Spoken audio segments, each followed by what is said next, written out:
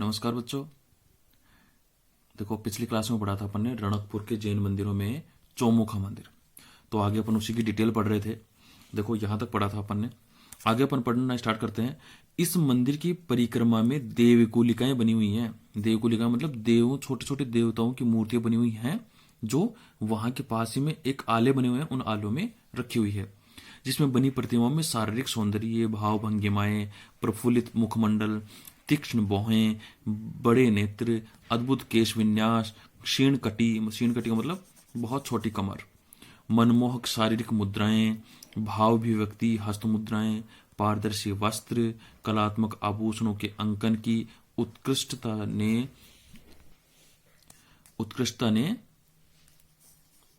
निर्जीव प्रस्तर में प्राणों की अनुभूति करवाई है। परिक्रमा पथ में उत्कीर्ण विभिन्न देवी देवताओं की प्रतिमाओं में भावाभिव्यक्ति का सुंदर एवं अद्भुत प्रदर्शन देखने को मिलता है। मतलब परिक्रमा पथ जो है, जिसको प्रदर्शनी पथ बोलते हैं, उसमें अनेक देवी देवताओं की मूर्तियां उत्कीर्ण की गई है। ठीक है, जो देखने लायक है। इन मूर्ति शिल्पों में देखो विष्णु भगवान की मूर्तियां, सरस्वती, पशु पक्षियों के बेल एवं बेलबूटों का सुंदर अंकन यहाँ किया गया है। ठीक है। और स्त्री को वेणी गूंथते हुए, मतलब चोटी गूंथते हुए, पैरों में घुंघरू बांधते हुए, पांव में चुभे कांटे को निकालते हुए, ये याद रखेंगे, ये पूछे जाने वाले क्वेश्चन है। देखो, ये पूछे जाने वाला क्वेश्चन है कि स्त्री को वेणी गूंथते हुए कहाँ मूर्तन किया गया है, तो आएगा रणकपुर के जैन मंदिरों में। पैर में घुंघरू बांधते हुए कहाँ मूर्तन किया गया है, रणकपुर में। पांव में चुभे कांटे को निकालते हुए कहाँ मूर्तन किया गया है, कहाँ किया गया है, रणकपुर में। संगीत में लीन, शिशु के साथ क्रीड़ा में मग्न एवं आभूषण सजाते हुए आदि स्वरूपों को विविध भाव भंगिमाओं के साथ मूर्ति शिल्पों में जीवंत किया गया है। देखो, ये रणकपुर की जो अलंकृत है, अलंकरण किया गया है। देखो कितनी बारीकी से इसका अलंकरण किया गया है। तो ये अलंकरण दिखाया गया है इसमें कि कैसे रणकपुर के जैन मंदिरों में अलंकरण किया गया है। देखो, आगे देखते हैं अपन। रंग मंडप, जिसको सभा मंडप भी कहते हैं, के तोरण द्वारों में अत्यंत सूक्ष्म तक्षण कार्य किया गया है। इसकी छत व गुंबद कलात्मक विशिष्टता लिए हुए है। गुंबद के परिधीय भाग में विभिन्न मुद्राओं व भावभंगिमाओं के साथ वाद्य यंत्र बजाते हुए व नृत्यरत नारी आकृतियां एक घेरे में बनाई गई है। रंगमंडप में बेलबूटों, ज्यामितीय अलंकरणों व अद्भुत कलात्मक जालियों का प्रयोग बहुत ऐसे किया गया है। मंडपों की छतों में लटकते हुए पाषाण झुमरों से मंडप के सौंदर्य में अपार वृद्धि हुई है। कहने का मतलब, यहाँ पर बहुत अच्छा गुम्बद बनाया गया है। जो मंदिर का ऊपर का गुम्बद है वो बहुत अच्छा बनाया गया है। यहाँ पर वाद्य यंत्र बजाते हुए और नृत्य करते हुए नारियों को अच्छे से आकृतियां बनाई गई हैं, मूर्तियां बनाई गई हैं। ठीक है। ऐसे रणकपुर के जैन मंदिरों को बहुत अच्छे तरीके से अलंकृत किया गया है। देखो, इस मंदिर के 1444 खंभे तत्कालीन तक्षण कला में शिल्पियों की कुशलता का दृढ़ प्रमाण देते हुए प्रतीत होते हैं। देखो, यहाँ पर जो 1444 खंभे बने हुए हैं, उनके लिए ऐसे कहा जाता है कि यहाँ जो 1444 खंभे बने हुए हैं, उनको अगर आप जाके देखोगे तो एक खंभे के पास में खड़े होके अगर आप भगवान जैन जो तीर्थकर हैं, उनकी प्रतिमा को देखेंगे तो वो सीधी कहीं भी किसी भी खंभे के पास से खड़े होकर देख लेना, एक भी खंभा उसके आड़े नहीं आएगा। मतलब एक भी खंभा ऐसा नहीं होगा जो मूर्ति को देखने में बाधा उत्पन्न करे। किसी भी खंभे के पास में खड़े होके और आप उस मूर्ति को अच्छे से देख सकते हैं।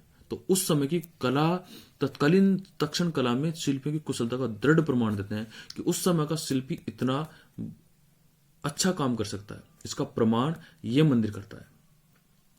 प्रत्येक स्तंभ के उत्कीर्ण अन्य स्तंभों से भिन्न हैं। और दूसरी सबसे बड़ी बात कि हर स्तंभ पर, खंभे पर अलग अलग मूर्ति शिल्प, अलग अलग अलंकरण किया गया है। अब आप सोचो, 1444 जो स्तंभ बनाए गए हैं, उनमें सब में अलग अलग, ऐसा नहीं एक ही अलंकरण कर दिया, एक ही मूर्ति बनाई गई है या एक मूर्तियां या बेलबुटियां बना दी, नहीं, सब पे अलग अलग अलंकरण किया गया है। ये इसकी सबसे खासियत है।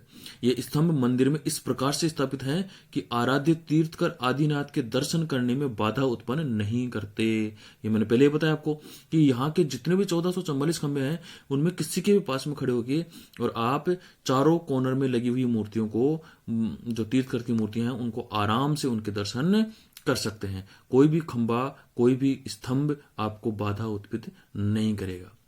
सुंदर नक्काशी युक्त ये स्तंभ मंदिर के कलात्मक सौंदर्य का सबसे प्रमुख व आकर्षक भाग है।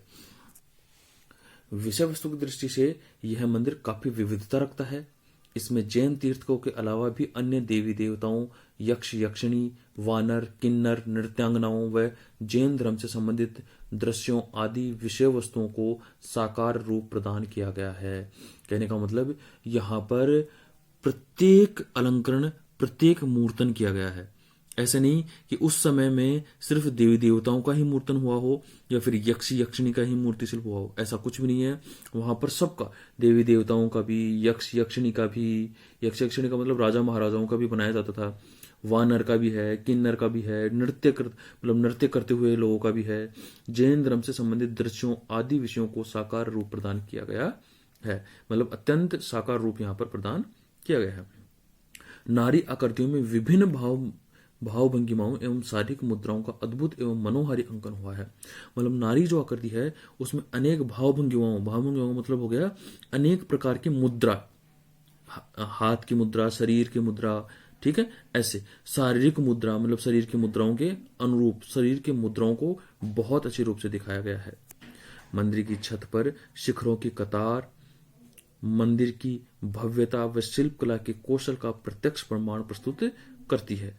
मंदिर के भूतल में सुरक्षा की दृष्टि से कुछ कमरे बनवाए गए हैं। भाई सुरक्षा की दृष्टि से यहाँ पर कुछ कमरे भी बनवाए गए हैं, ठीक है, बनवाए गए थे। मंदिर का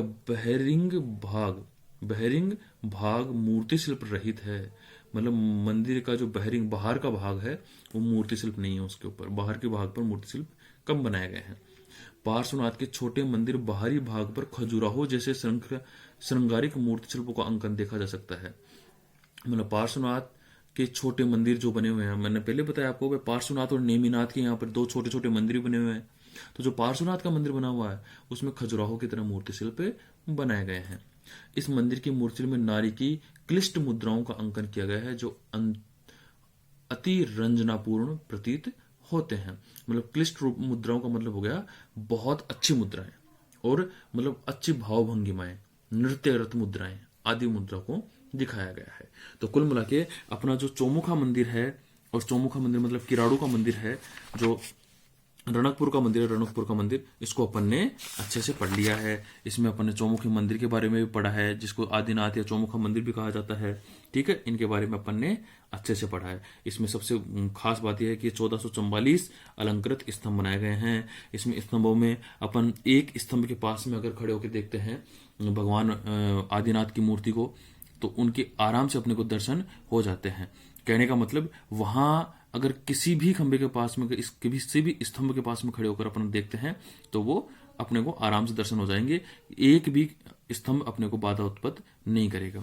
और सबसे इसकी जो विशेषताएं हैं वो क्या है, इनमें सबसे बड़ी विशेषता जो बताई थी उनमें क्या है कि देखो, जिनमें प्रतिमाओं के शारीरिक सौंदर्य, एक तो बहुत अच्छा सुंदर मूर्तियां बनाई गई हैं यहाँ पे, भाव भंगिमाएं मतलब आकृतियों की जो हाव भाव है वो, प्रफुल्लित मुखमंडल मतलब खुशी, हर मूर्ति के मुख पर आपको मुस्कान दिखाई देती है। तीक्ष्ण भौहें मतलब जो भौरे हैं, जो आईब्रो है वो अच्छे बनाए गए हैं। बड़े नेत्र, बहुत बड़ी बड़ी आंखें बनाई गई हैं। अद्भुत केश विन्यास हुए, बहुत अच्छे बाल बनाए गए हैं। क्षीण कटी मतलब बहुत छोटी पतली कमर बनाई गई है। मनमोहक शारीरिक मुद्राएं और मन को हरने वाली मुद्राएं बनाई गई हैं।